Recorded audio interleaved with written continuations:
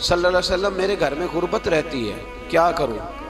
نبی پاک علیہ السلام نے فرمایا جب بھی گھر جایا کرنا گھر والوں سے سلام لیا کر، گھر والوں سے کیا کہا کر؟ السلام علیکم، جب بھی گھر جائے، یعنی گھر آیا، اب گھر والوں نے بتایا کہ ماچس کی ڈبیا تو لے آؤ، اب یہ دکان کونے پہ تھی گھر والے پہ، وہاں سے ماچس کی ڈبیا لے کے واپس گیا تو کہنے لگا السلام علیکم، پھر گھر والوں نے کہا ہو بتانا یاد ہی نہیں رہا، چینی بھی ختم ہو گئی ہے، تو یہ پھر گیا چینی لینے، لوٹ کے آیا تو کیا کہا؟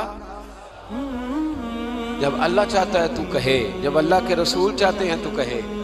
اس کا ترجمہ یہ ہے کہ تو کہہ، تو سلام لے، اللہ رسول چاہ رہے ہیں کہ تو سلام لے تاکہ تیرے گھر میں سلامتیاں ڈال دی جائیں۔ تو فرمایا سلام لینی ہے تو نے، اور ساتھ تو نے اس طرح کرنا ہے کہ 3 دفعہ سورۃ اخلاص کو پڑھنا ہے۔ امام قرطبی نے اس کو لکھا ہے، اس نے کہا حضور غربت بڑی ہے، غربت بڑی ہے تو کہ وظیفہ بتائیں؟ فرمایا جب بھی گھر جاؤ سلام لو اور 3 دفعہ سورۃ اخلاص پڑھو۔ وہ صحابی کہتے ہیں میں پکا ہو گیا۔ اب وہ کچھ دنوں کے بعد، کچھ عرصے کے بعد، کچھ مہینوں کے بعد واپس آئے تو صحابہ کرام علیہم رضوان فرماتے ہیں ہماری خواہش تھی کہ یہ کچھ بیان کرے، اب بتائے جو وظیفہ لے کے گیا تھا اس کا رزلٹ کیا نکلا؟ کہتے اس نے بڑی حیرت انگیز بات کی، حیرت انگیز عجیب انداز میں۔ کچھ لوگوں کا دل ہوتا ہے نا کہ مجھے ملے میرے پڑوسی کو نہ ملے، اور کچھ کا دل ہوتا ہے یار مجھے بھی ملا ہے اور الحمدللہ میرے پڑوسی کو ملا ہے۔ تو صحابی جب حاضر ہوئے تو صحابہ کہتے ہیں ہمیں تجسس تھا کہ یہ کچھ بتائیں، تو حضور نے فرمایا کیا حال ہے تیرا؟ کہا یا رسول اللہ کمال ہی ہو گئی ہے حضور، میں جب بھی گھر جاتا ہوں سلام لیتا ہوں اور 3 دفعہ سورۃ اخلاص پڑھتا ہوں، میں تو امیر ہو ہی گیا ہوں، میرے تو ہمسائے بھی امیر ہو گئے۔ کتنا پیارا ہے یہ جملہ، کتنا حسن ہے، اتنا اچھا لفظ کسی اور کے پاس ہے ہی نہیں جو الفاظ ہمیں ہمارے رسول نے عطا فرمایا۔ اس کو اپنائیے، اس کو اپنائیے۔ یہ الگ بات ہے کہ لوگ مطلب کے لیے سلوٹ کر لیتے ہیں بڑا سارا، لیکن مطلب کے لیے نہیں۔ جس کو جانے اس سے بھی سلام لیں، جس مسلمان کو نہیں جانتے اس سے بھی۔ تو نبی پاک نے ہمیں مسنون دعائیں سکھائیں۔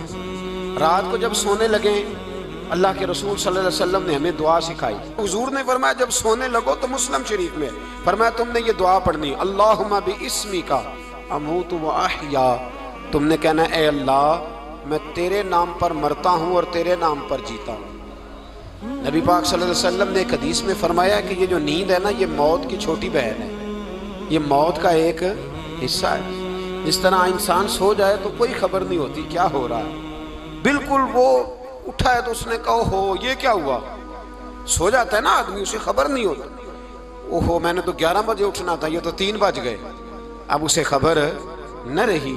سوتے ہوئے لوگ چوری کر لیتے ہیں، بلکہ اس طرح بھی ہوتا ہے کہ آدمی نے گکھڑ اترنا تھا، وہ پنڈی سے آ رہا تھا لیکن وہ سویا ہوا تھا، آنکھ تب کھلی جب کاموں کی آ گیا تھا، اب اس کا اس پر زور ہے۔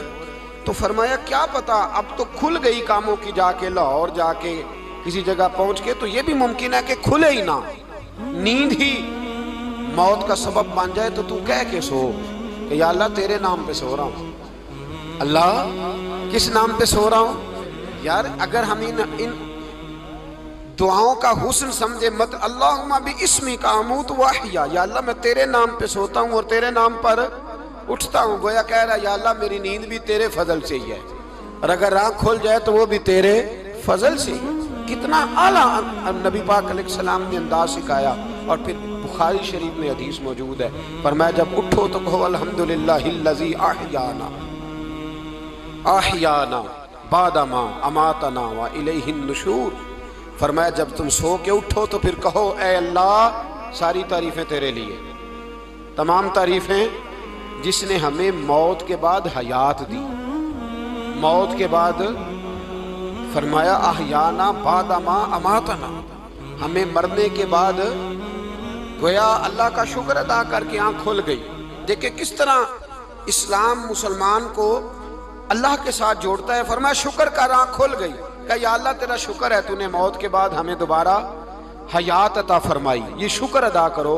گویا تم یہ نہ کہنا کہ میں اٹھ گیا ہوں تو میرا کمال ہے، یہ نہ سمجھنا میں اٹھ گیا ہوں تو میں بڑا پابند ہوں، جب میں ارادہ کر لوں کہ میں نے 11 بجے اٹھنا ہے تو پھر میں اٹھ جاتا ہوں، یہ نہ کہنا کہ یہ الارم بڑا اچھا ہے، یہ مجھے اٹھا لیتا ہے، ذہن کے اندر خیال کر کہ نیند تو موت کی طرح تھی، یہ جو میں اٹھ گیا ہوں تو اپنے رب کے فضل سے اٹھا ہوں، جو میں اٹھ گیا ہوں، جو ابھی ابھی اٹھے ہیں وہ تو بول دینا کم از کم کہ میں اپنے رب کے فضل سے اٹھ گیا. تو دعا سکھائی. پھر دیکھیے